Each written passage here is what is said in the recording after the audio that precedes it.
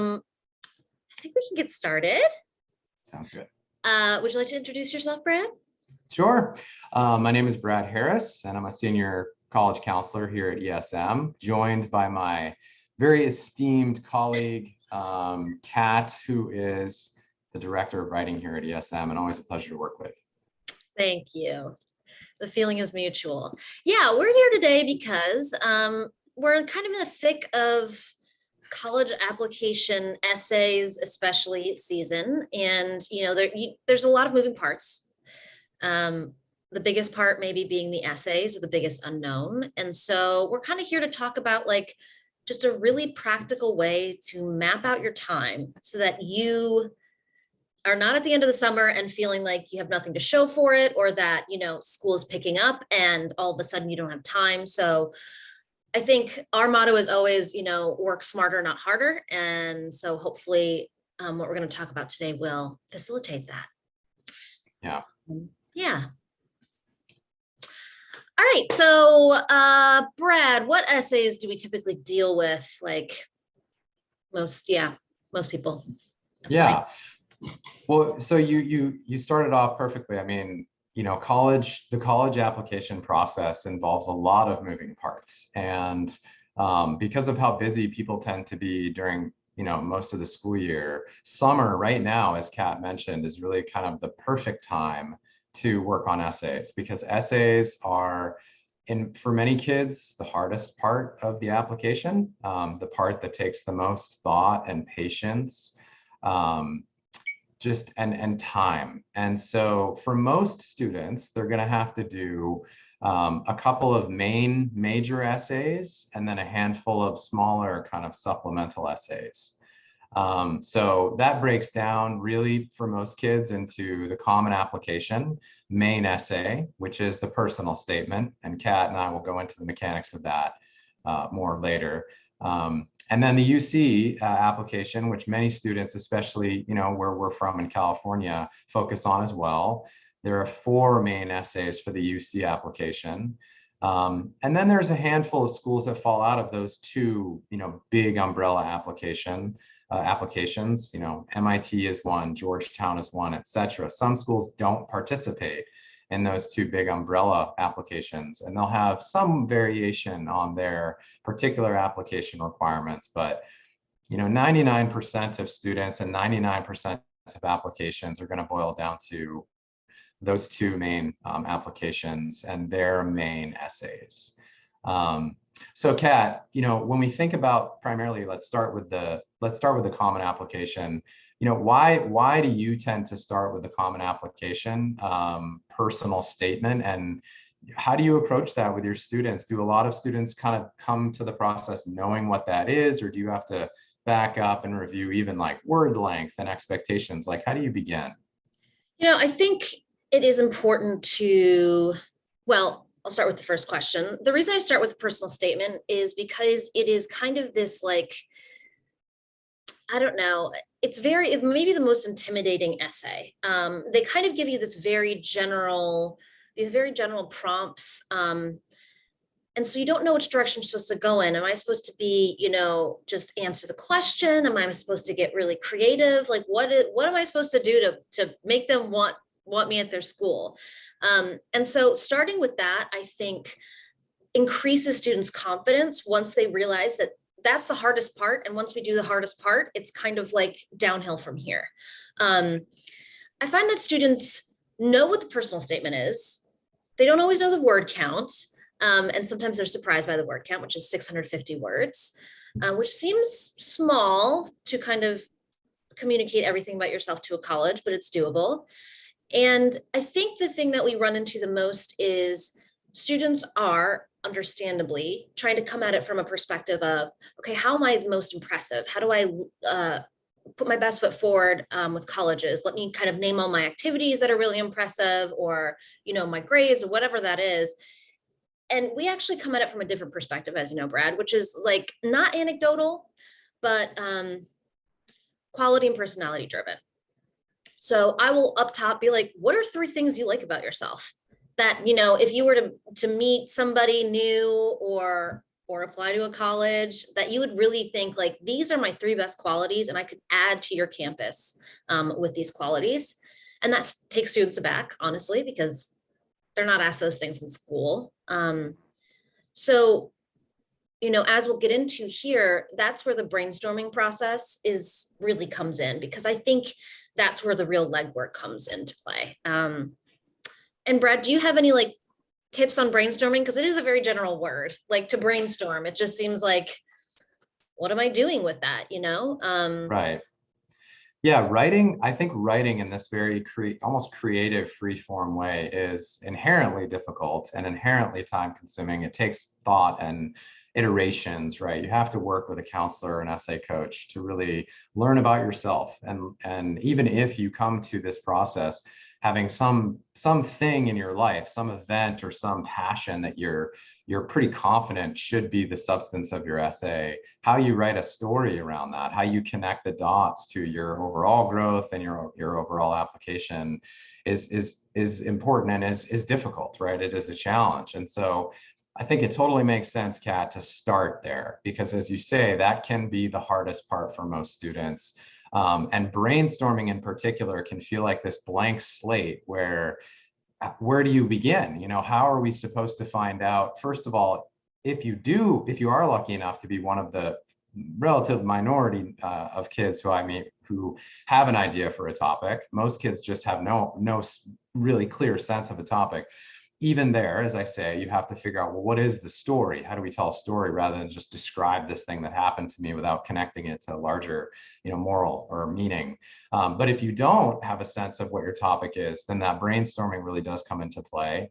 Here at ESM, Kat has helped lead the design of a really useful set of questions, brainstorming questions that help generate a conversation and help generate thoughtfulness about the student's life. Really simple questions. Sometimes it's just, hey, do you have a motto, right? Or, hey, what is one thing, we all know we're going to change over the course of our lives, but what is one thing you don't want to change about yourself?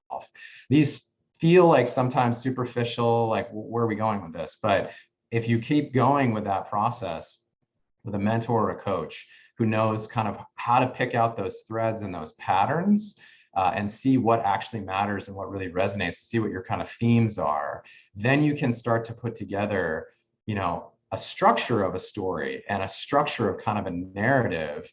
But that brainstorming part is it's actually my most favorite part, because it's where, even if I've been working with a student for 2 years or more, whatever, I actually get to know them really, really well. And I think that they get to know themselves in a different way. And so, yeah, that brainstorming piece has to take time, in particular, because if you rush the choice of topic and you just rush into writing an essay because you want to get it done, because you feel like you have so many other essays to write, you may end up finding that you've shot yourself in the foot, kind of, because maybe a month from now you realize it's not the best thing you could have written about. Maybe there was another topic out there. So I like to really take my time, Kat, and give that brainstorming process, at least a couple of meetings so that we feel really confident before I start getting into an outline structure. 100%. And, I have students who, yeah, they'll be like, okay, I'm ready to do it. And I'm like, we're not going to do it yet. We're going to keep on this brainstorming, because there are these little things, these little bits and pieces that some of the best essays I've seen are kind of these things that seem mundane to students, or like a weird thing that they maybe were like, that's not something I would write about, but end up being just really special essays. And that's where the uniqueness comes from, right? Students are worried, oh no, I'm applying amongst a bunch of other very qualified people. And that's true. And I always say there are no original stories. That is kind of the thing I start out with, to let kids off the hook. It's not about finding something that's so original that's never been done. It's, how do I navigate the same activity that my friend does differently, on my own terms, again, with my own strengths. So that's something to consider. And usually brainstorming, I'll let it ride, like Brad said, a couple weeks, which for us is usually a couple meetings with students. And I think it's important, if you're working, you're a parent, you're working with your student, it's great to sit there and have that dialogue with them, because, you know them best, but it's also important to let them go away and do their own thing. Because I think sometimes they feel pressured to, whether, no matter how close they are to the person that they're brainstorming with, feel pressured to produce. So I think just marinating in that for a little bit longer is actually really, really valuable. Even if they're not actively writing, I'll just say, hey, go think about this. I don't need you to write anything. Just consider it. Yeah, Yeah. and it's strange how patient we have to remember to be as well. Every step, like you said, Kat, sometimes you pounce on something early, but you have to realize that we need to wait and we need to continue to talk a little bit more to make sure we haven't left any stone unturned. I have had the same experience, Kat, where I thought in the beginning of the process of brainstorming with a student, oh, there's our topic right there. That's such an obvious, perfect essay, right? And then we'll wait a minute. We'll just pump the brakes. We'll continue having a conversation kind of around that topic on the margins. We'll try to connect it to larger themes. And then we'll discover that's actually not the story. This is the story, right? So that other thing that we thought, it can be a part of the story, but the nugget of this growth or whatever this arc, this trajectory that we're going for is actually located someplace else. That is very difficult to have. It's difficult to have patience like that when it's October, right? Or when it's September even. I mean, it's too late. You're too stressed about these application deadlines are approaching. I have too many things to do. Again, this is all back to why we start with the personal statement, because that process in the beginning, front loading it like that is so, I think, so critical to allowing it to be successful. Agreed. Yeah. And so, I think if we think about kind of just on a grander scale, if you are applying early decision and you've got the November 1st deadline and you're wondering when you're supposed to have essays done, well, you're supposed to have them done by November 1st. But as we know, many things come into play, a lot of variables. Students are in school, things occur, that weren't planned for.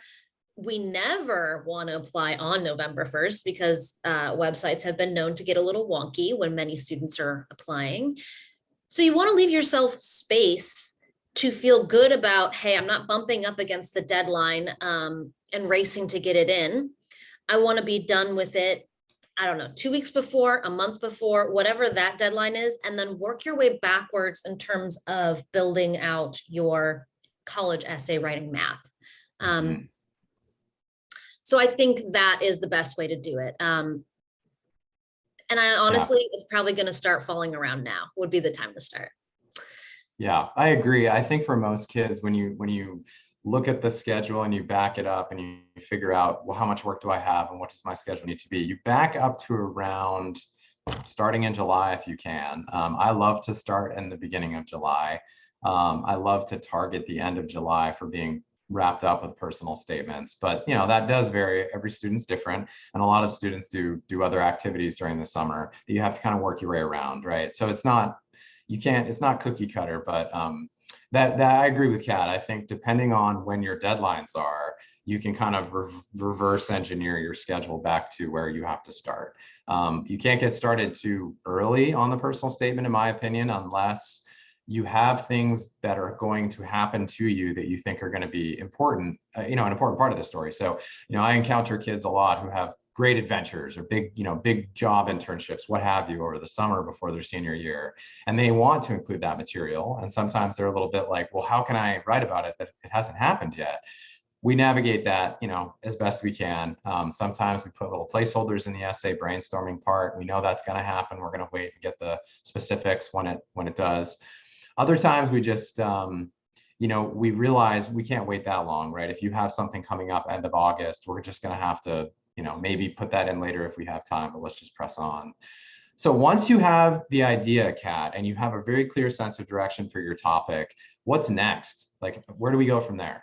I think we kind of I skipped over, there is the brainstorming, but outlining is also important, right? You never want to be like, I've got the topic and the way in and I'm just going to go. I have seen this crash and burn because, there's no scaffolding. You got to have an outline, even if it's just very vague, of like, okay, here's the context is the first paragraph. And then the second paragraph is, fast forward to now. And so you just want to make sure that you have a general sense of where you're going, because it's much harder to wade through an essay that has essentially been a free write, a giant free write, and try to make sense of it.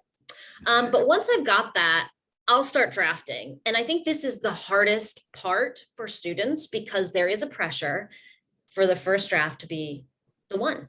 I don't know why we think that way. I think everybody kind of thinks that when they're writing something that's very, very important to them, but it's going to be bad. The first draft is not going to be good in the sense that this is not something you turn into a school. A draft I would write or Brad would write, equally not something we turn in. And the whole point of that is the process. So that's why we leave so much time, is because like the first draft is essentially getting all that on the page and then going through and continually refining and refining over the process of weeks. And I think when you are doing that, it's easy to be like too close to the material. You don't really know what you should keep or you should throw away. Everything feels precious. And so you really have to kind of step outside of yourself and be like, okay, I'm going to pretend I'm an admissions reader. I'm reading many, many applications, and I have a few minutes to read this one. Does this essay say something about this person? Is number one, because sometimes essays don't say anything. They're just, like Brad said, a recount of events. Number two, does it say what I want it to say about me? You can get pretty far in the process and not have it say either of those things, and it still be a very pleasant read. So you want to make sure that you approach it from that direction. Brad, do you have any like notes on kind of drafting or tips on how to get kids started on that initial draft? Yeah, I agree with what you're saying. I think that scaffolding is a critical part, right? I like to show students how a personal statement should be structured based on like the good old 5-paragraph essay, right? We remember the old classic intro, 3 body paragraphs and conclusion structure, and then we work off of that. And so we'll sit down together in that. Usually it's like the 3rd meeting or so on essays, where we think about where do we start the story? How do we frame it? What's our hook? That's our introduction. And then the student is only responsible for getting ideas and content into that space that's suitable to that paragraph's job.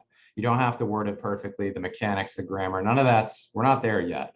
And then we do the same thing for the sort of beginning, middle, and end of the narrative arc. And those are the 3 middle paragraphs. Usually I call them sections though, because the paragraph, we'll decide later whether there's 1 or 2 in each of those 3 sections. What is the content? What are the ideas we want in the beginning? What is the content? What are the ideas we want in the middle, where the conflict or the challenge is sort of peaking? And then how do we find this story is going to land? And then in our conclusion, what's that content that helps us back out, kind of see the moral of the story, right?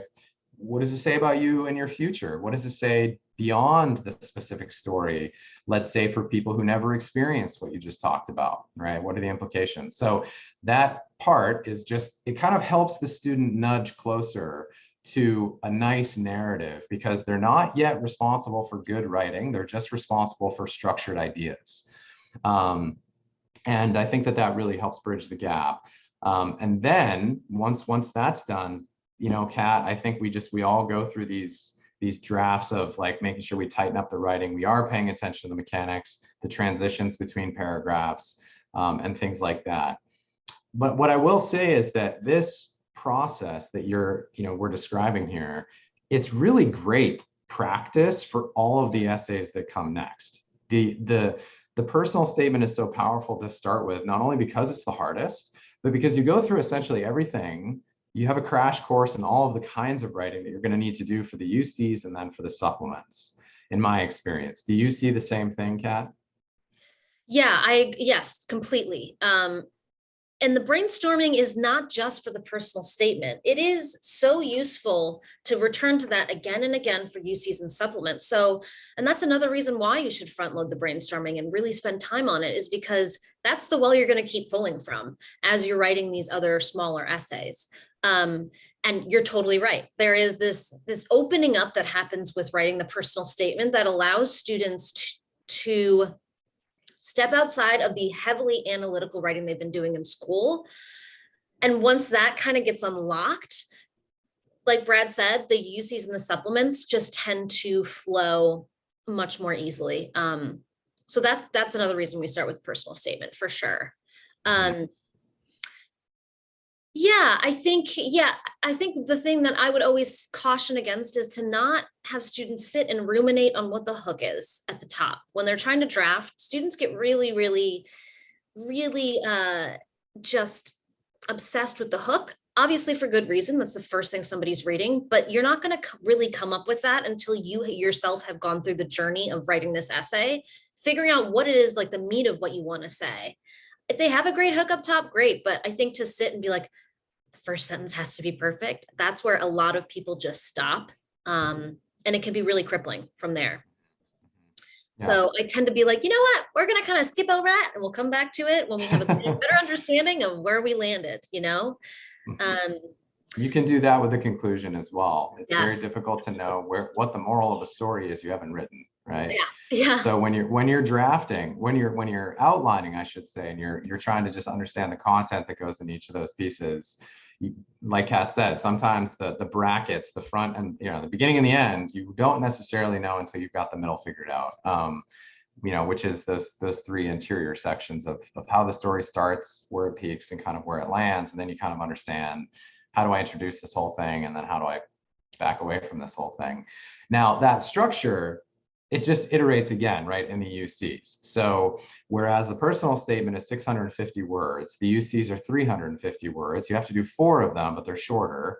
Generally speaking, we can just get the same we see that pattern of how do we structure the UCs the way we saw that pattern in the personal statement. It's just compressed a little bit. So usually, Kat, what I'll do is once the personal statement is finished, and we're not really here talking so much about how to write them and go through all the process of getting a perfect personal statement. Rather, we're trying to focus on how to make writing efficient. And so just to fast forward to the UCs, it's the same type of structure. It's some kind of a beginning, middle, and an end. And it lends itself to 3 paragraphs instead of, let's say, 5 or 6.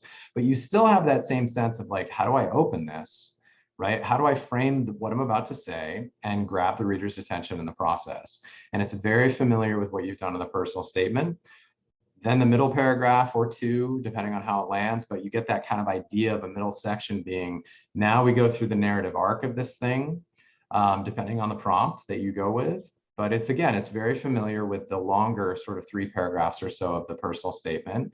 So you're more comfortable with that. And then you're more comfortable with sort of tying it up at the end and pointing to some sort of larger significance in a final paragraph, let's say, or a few sentences, on the UC essay. So, Kat, I find that once students have done the personal statement, the UCs do feel familiar, and they can even borrow some of the content for some of the prompts. Have you found that too? Oh, 100%. A lot of times I'll even compress the personal statement and make it a UC, so students only have to really generate 3 new essays. Yeah. And that's an important thing to know, is where can your essays be reused? That is a part of the efficiency of this process. And by reused, I don't mean copy pasted into the next thing, but taking essentially the same message or certain chunks and building off of it, rather than sitting and trying to reinvent the wheel every single time you have, for instance, a supplement that asks, how do you contribute to your community? If there are 3 schools that are asking you that, of course you want to tailor it to that specific institution, but you also want to make sure that if you've written a really great community essay, you're not kind of like watering it down by just rewriting the same one. So I think that's helpful too, is I'll sit down and be like, okay, here's where we're going to reuse it. And that also gives students a big boost, because then they can see the light at the end of the tunnel. They're not like, oh no, I have 20 supplements to write. Now we only have really 10 supplements to write. So I think that is a really important process as well. And I think like the personal statement drafting process, to me, can typically run into the UC process as well. Like once we are in a good position with our personal statement where it's pretty much there, all the pieces are there, we're still just kind of like tweaking. That's when I'll really start on the UCs, because UCs are due November 30th, a month after ED. So you don't want to wait too long, because I've found that if you wait too long, and I don't know if you have this experience, Brad, students will be like, I got time, got a month. And Well, then it's great. It's great to get away from the personal statement for a little while too. We really advocate for some fresh eyes to read your personal statement, but and that way they're not emotionally involved and they can see things you might have missed.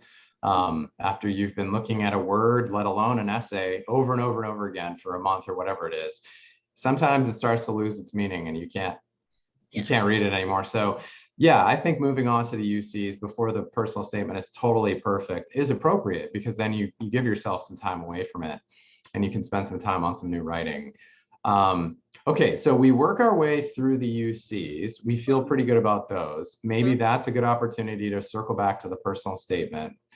But we still have all the supplements, right? And so most schools that are students are applying to in the common application outside of UCs, for example, or the Cal State system that doesn't have essays, have 2, 3, sometimes more little supplemental essays that'll be 200 words, 300 words. Sometimes like Michigan or Wisconsin, it'll be longer, like 500 words plus. How do you roll up your sleeves and help your students to start on that? And what benefits are they getting going into the supplement, having finished the personal statement and or the common UC essays? I think that's a good question. I think it's a slightly different task. You're recalibrating to a different kind of writing. You're still talking about yourself, and you're still always wanting to make sure that you are, I call it backdoor bragging, even if they're not asking you to. I want students to kind of be like, here's how I'm going to contribute to your community, even if it's a question about how I've contributed to my community. Because it all is about that, really. I think the biggest part of this is research on individual schools. A lot of supplements will ask about that specific school, right? Like, what's one thing you're excited about if you come to school X? You want to make sure it's not the only thing that you see on like the first page that you get to. So I think schools are more impressed when they know that you have to dig a little deeper to go into those clubs or initiatives or whatever it is to find things that you're really interested in. And I think from a counseling perspective, do you find that this helps students understand what schools they're excited about versus not excited about? Like, does it have that effect too? Yeah, I think it can. I think it just tightens up the research that they've already done, right? Because now they need to get specific. And what is writing but disciplined thought, right? And so I think that once you really do have to sit down and explain specifically what it is about the school, right? Why are they a good fit for you and why are you a good fit for them? Many, many supplemental essays boil down to that essential double-sided coin, right? You do learn more about the school in the process of trying to find specific reasons why you fit well. And that becomes very redundant too, because as you say, Kat, many schools, since they ask that, you'll get better and better at navigating school websites. You kind of are familiar after the second or third time. I know right where to go. Like, I want to learn about the program, for academics, what research is available. So I kind of know where to go there. I want to learn about specific clubs and what the clubs are at this school that I'm interested in versus that school, et cetera. And many school websites are organized similarly. So yeah, I think from a counseling perspective, you are tightening up your sense of what school is really best for you once you start tackling those supplements. I've also found that some kids will face a set of supplemental questions and be really excited, like, wow, I really like these questions. Like, this is really fun. I'm now certain that University of Chicago is the school for me because they've just asked me to define, how many seashells does whatever her name is have at the seashore, right? And there's all these funny, quirky, creative questions at the University of Chicago. Whereas other people will face those questions and be like, I'm just going to put these off until later. Well, and at that point, it's pretty clear, like, should we rethink early decision at U Chicago, right? So there's those kinds of insights that will occasionally crop up. Sure. So yeah, having done the personal statement, and then if you're doing the UCs before you get to the supplements, helps you with structure, kind of gets you're already in shape for writing. But once you start those supplements, it's its own little little early phase of like, okay, I got to get going with this whole new kind of writing, but then that gets redundant and then it starts to feel like it goes downhill as well. I don't know, Kat, what are some of the most common supplemental type questions you've seen? I would say besides the obvious, which is why do you want to go to this school? Do you see others regularly?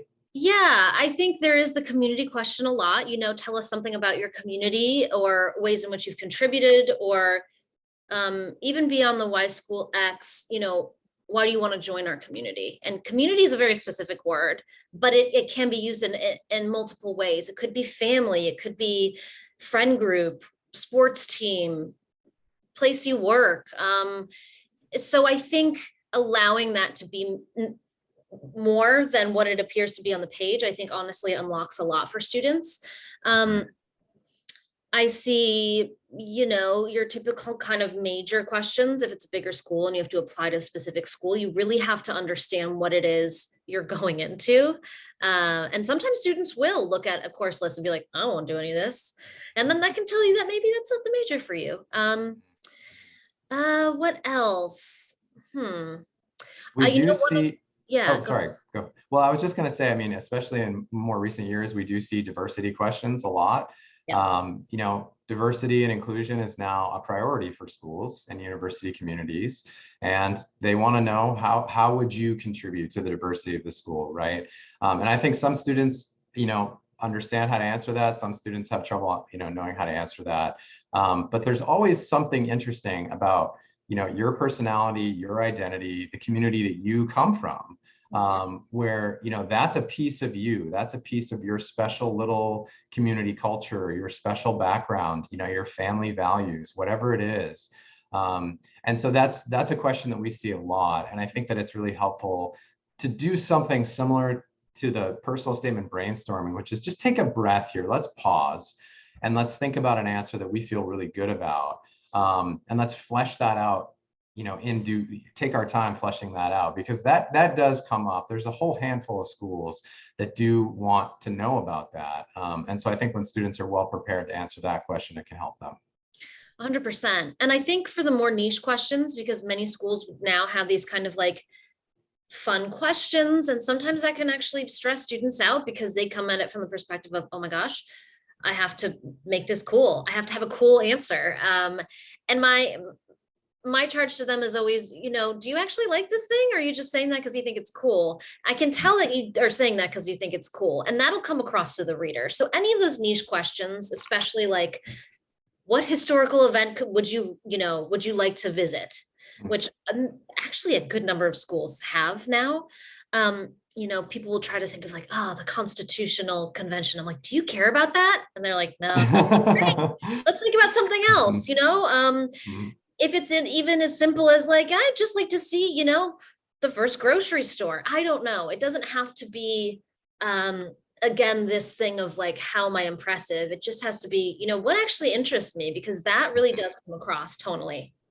So anything like that, don't agonize over it. I think your first answer is probably like the right one.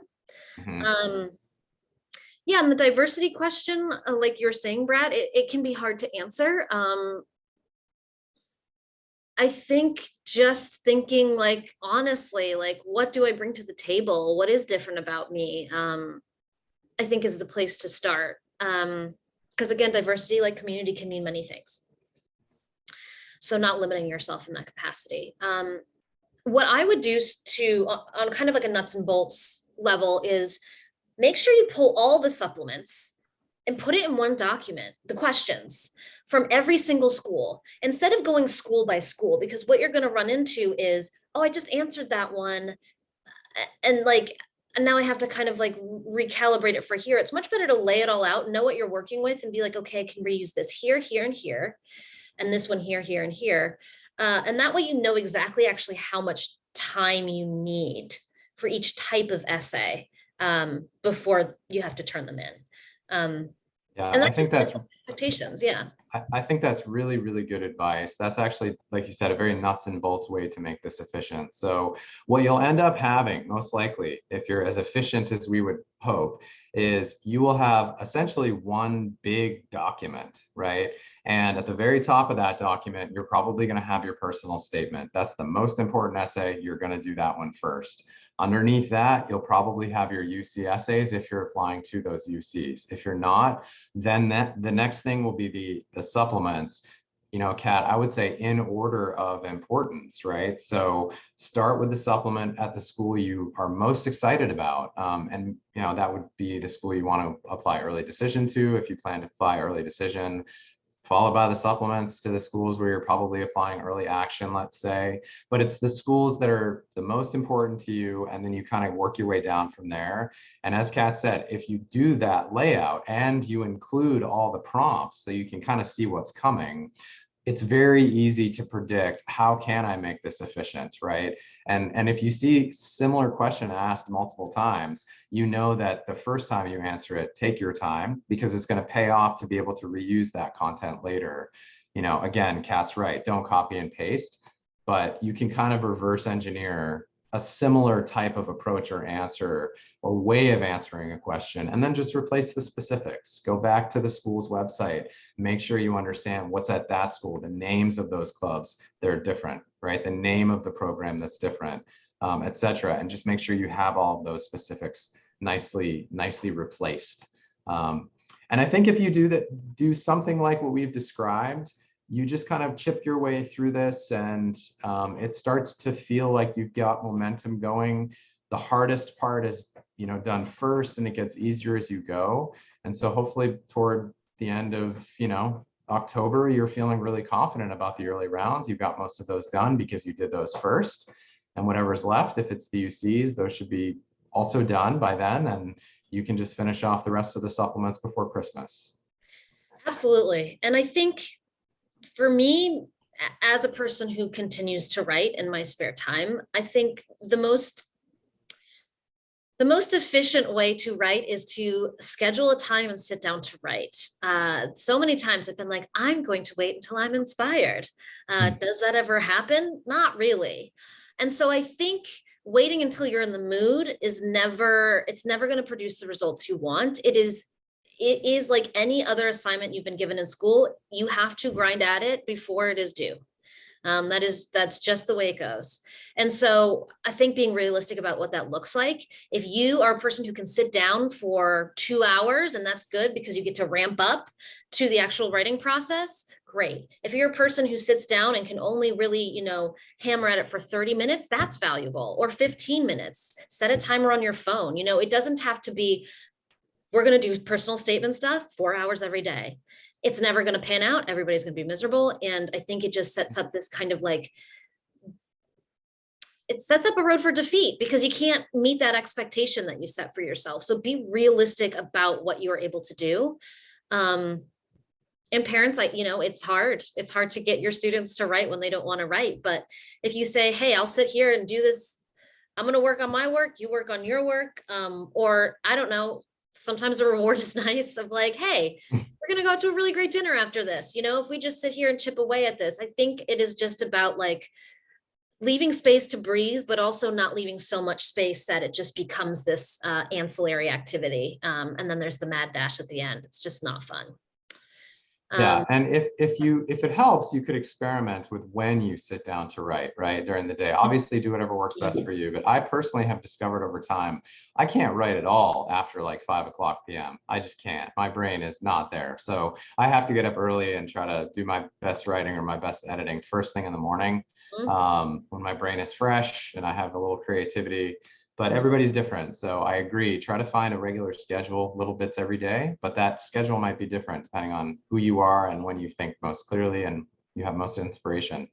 Absolutely. And sometimes even taking it away from the computer is helpful. I think the computer means, I don't know, it triggers something in our lizard brains. It's like, it's work. This is work. You know, sometimes if you just do it in a notebook, I find that sometimes I'll have students just put it on paper, which they're not used to doing anymore really in school. And so I think it can kind of unlock something, just changing the method of writing.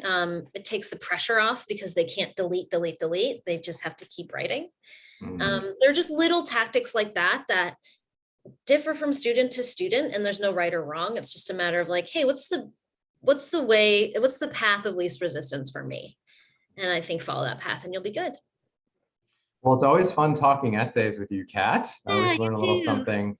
But for everyone who's watching this, live or later, you can reach out to us anytime if you want extra help. Kat or I or our teammates will be here to help you. ESMprep.com is sort of your one-stop shop to find out more about the essays and other facets of college counseling. Kat, if you're cool, we can just hang out for a few minutes to see if any of the attendees do have questions. But anyway, that was fun. Yeah, that was great. I always learn so much from Brad because he has the counseling perspective, which is so important, in addition to being a good writer. So yeah, I think while we're waiting to see if there are any questions, like Brad said, esmprep.com is our website. There's a lot of good goodies, articles that you and I have both probably contributed to about how to do various things, whether that's test prep or academics or I don't even know, assimilating to college. I've written a couple of those because I had some interesting roommate experiences in college. So there's just a lot of different contributions by some great mentors that we have. And so if you have time, take a peek there, read some articles, see if anything speaks to you. But yeah, we're welcome for any questions. If you have anything later, you can always reach out to our client services team and send your questions there. But yeah. So what's the most surprising thing about Kentucky so far, Brad, now that you're there? Well, I just had, my wife and I just had a baby, so we've been hunkered down. I haven't really been able to explore. I would say the most surprising thing is that my son is a native Kentuckian, and I never thought that would actually be something that I would say. That's right. I love it here. I think it's great. I think Lexington is a just perfect little city, and there's so much greenery, and it's very different from California, and in many, many ways that delight me. So amazing. Yeah. So cool. I'm trying to get my head wrapped around how intensely everybody feels about the horse racing. I got to get into that. The horse racing and basketball. Right. I always forget about the two things. Basketball is a big thing there. Huge. Yeah. Because we've been in the horse world for a while, but it's never been like the racing, like the thoroughbred racing. So that's a different animal. That's wild. Yeah. Yeah. It's its own little ecosystem down there. Yeah. LA still Neverland, just sunny LA and beautiful is LA. Yes. It's reasonably weathered here now. It's going to shoot up and then drop, like you said, drop back down to some sort of cold temperature. But so just like a chilly 70 degrees probably tonight, right? And then tomorrow will just be a blazing 78. Yes. It's brutal. The California sun, I've never experienced anything like it. So when my mother used to tell me you got to wear a hat, and I'd be like, I don't need a hat. You need a hat. Yeah. You need a hat. Yeah. So, well, it has been a pleasure. I don't know if we're going to get any questions, but like we said, please just reach out, esmprep.com. Kat, thank you so much. It's thank you, always Brad. a lot of fun. Yes. All right. Have a wonderful day. You too. Bye. Bye.